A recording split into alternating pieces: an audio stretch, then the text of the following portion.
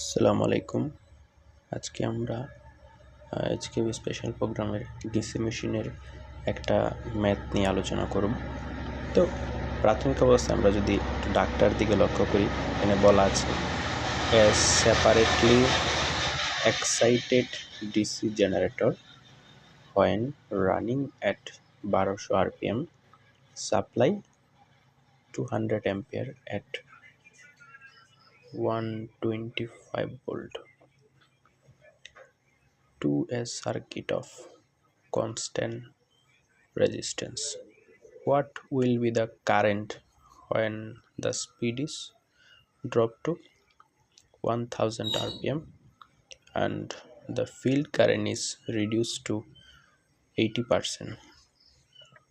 Armature resistance 0.04 ohm and total drop at brushes 2 volt. Ignore saturation and armature reaction.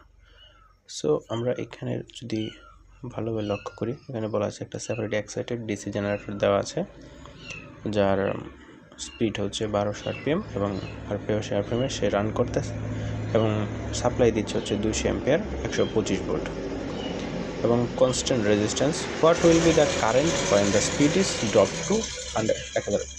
এবং কারেন্টটার মান কত হবে যখন স্পিডটা কমে 1000 আরপিএম হবে? তার মানে আমি ভালোভাবে বুঝতে পারছি যে এখানে কারেন্টের দুইটা মান আছে, একটা হচ্ছে 1200 আরপিএমে একটা কারেন্টের মান বের হবে, কারণ 1000 আরপিএমে দিলে এটা কত হবে এটা বের করতে বলা হয়েছে। এবং এক্ষেত্রে ফিল্ড কারেন্ট রিডিউস হয়ে গেছে 80%, মানে কমে 80% হয়ে গেছে।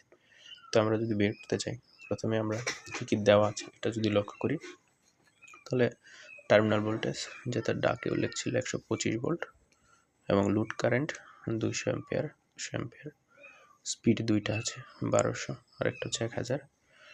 এখন সেপারেটলি এক্সাইটেড, যেহেতু সেপারেটলি এক্সাইটেড তাই এটার সার্কিটটা ঠিক এরকমই হয়, বা আপনি আপনার মতো মেনে যদি ধরে নেন, তাহলে আমরা যতটুকু জানি সেপারেটলি এক্সাইটেড মূল বিষয়টা হচ্ছে ফিল্ড এবং আর্মেচার দুইটা আলাদা আলাদা থাকে। এটাই হচ্ছে সেপারেটলি জেনারেটরের মূল ডায়াগ্রামের বিশেষত্ব। তাহলে এখন আমাদের বের করতে যেতে বলেছে I2 কারেন্ট। তাহলে আমাকে প্রথমে আমি একটু বুঝিয়ে নিই যে আমাকে IA1 মানে দেখুন EG1 যদি বের করতে হয় তাহলে আমাকে টার্মিনাল ভোল্টেজ লাগছে, আর্মেচার কারেন্ট এবং রেজিস্ট্যান্স লাগছে। তার মানে আমাকে IA2 যদি বের করতে হয়, IA1 তো দেওয়াই আছে মান, কিন্তু IA2 মানটা যেহেতু দেওয়া হয় তাহলে আমাকে কী কী লাগবে? টার্মিনাল ভোল্টেজের মান লাগবে, আর্মেচার রেজিস্ট্যান্সের মান লাগবে। তো এই ক্ষেত্রে